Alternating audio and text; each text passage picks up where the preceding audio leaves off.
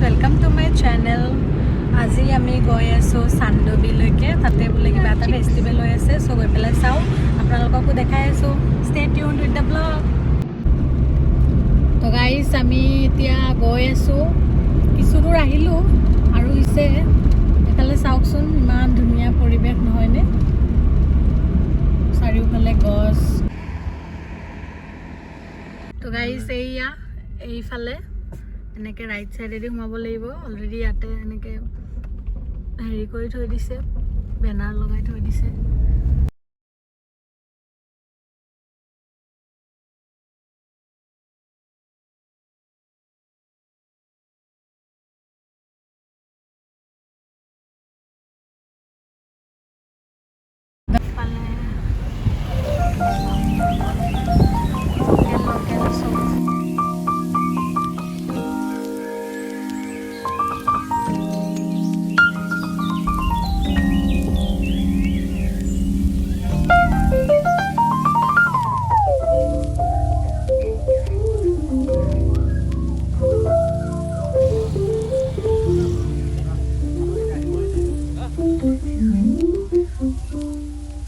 Guys এইফালে চাওঁ কেনেকৈ বগৰী বিক্ৰী কৰিছে। জলফাই আছিলে, তাৰপিছত কেঁচা জালুক, শুকান জালুক, সকলো ধৰণৰ ঘৰৰ যিবিলাক আছে বস্তু সকলোৱে এনেকৈ বজাৰত উলিয়াই দিছিলে। তাৰপিছত ঘৰৰ জহা চাউল, এইফালে ৰাইচ বিয়াৰ, সিহঁতৰ যিটো ট্ৰেডিশ্যনেল ড্ৰিংক হয় ৰাভা কমিউনিটিৰ।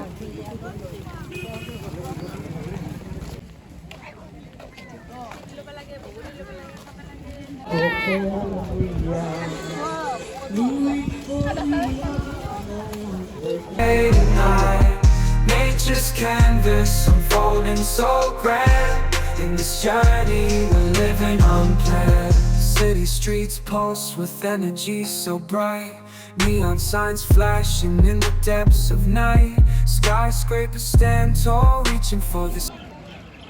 গাইছে এইফালে দেখিছেনে, তাতে আছে বাণিজ্য মেলা আৰু এইফালে এনেকৈ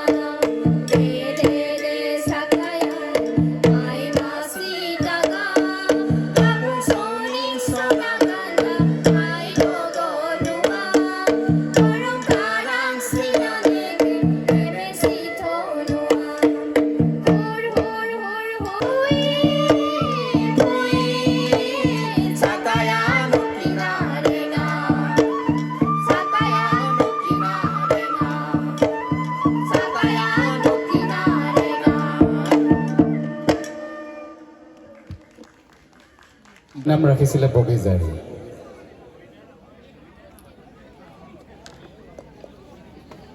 ৰাজকন্যা বগীজাৰীৰ জন্ম ৰজা বিশ্বসিংহৰ ৰাজত্ব কালত হৈছিল। বগী ৰাজ্য আছিল প্ৰাকৃতিক সম্পদেৰে তথা প্ৰকৃতিৰে ভৰপূৰ এখন ৰাজ্য।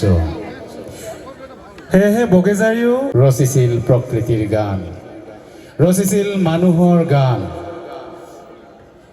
সেয়েহে ৰাজকুমাৰী হৈও সাধাৰণ জনতাৰ মাজলৈ গৈ ৰচিছিল এই প্ৰকৃতিৰে গান, মানুহৰে গান, যি আজিও বিভিন্ন ঘটনা পৰিঘটনাৰ মাজেৰে প্ৰবাহিত।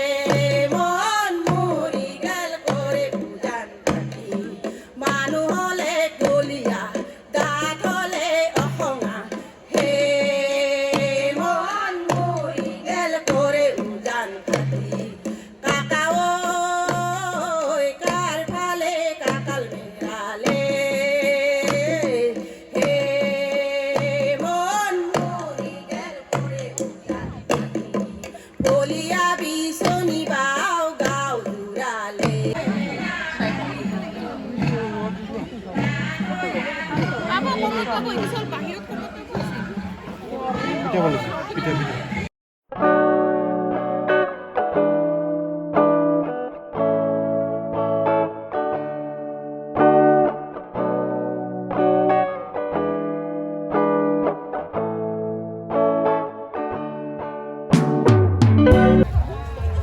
এইফালে দেখিছে ঝাৰু নাৰিকল তিল চাউল তাৰপিছত অমৰা টেঙা বিভিন্ন ধৰণৰ বস্তু আৰু ঘৰৰ কচু এইফালে বিভিন্ন ধৰণৰ শুকান মাছ জালুক মাকৈ তাৰপিছত এয়া হৈছে গাহৰি পোৰা মাছ পোৰা তাৰপিছত পলু আছিলে মিছা মাছ আছিলে আৰু লগতে সিহঁতৰ ট্ৰেডিশ্যনেল ড্ৰিংকটো তাতে ছাৰ্ভ কৰি আছিল পিঠা চাহ এয়া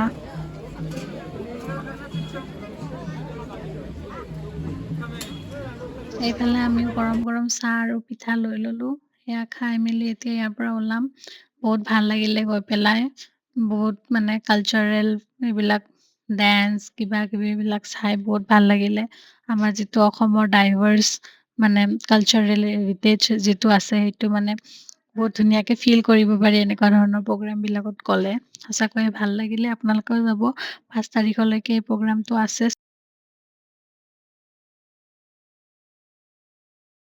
এতিয়া আমি গৈ আছোঁ আন্ধাৰ হৈ গ'ল পুৰা জংঘলৰ মাজত এইটো মই বেগ এটা কিনিছোঁ হেণ্ডলুম বেগ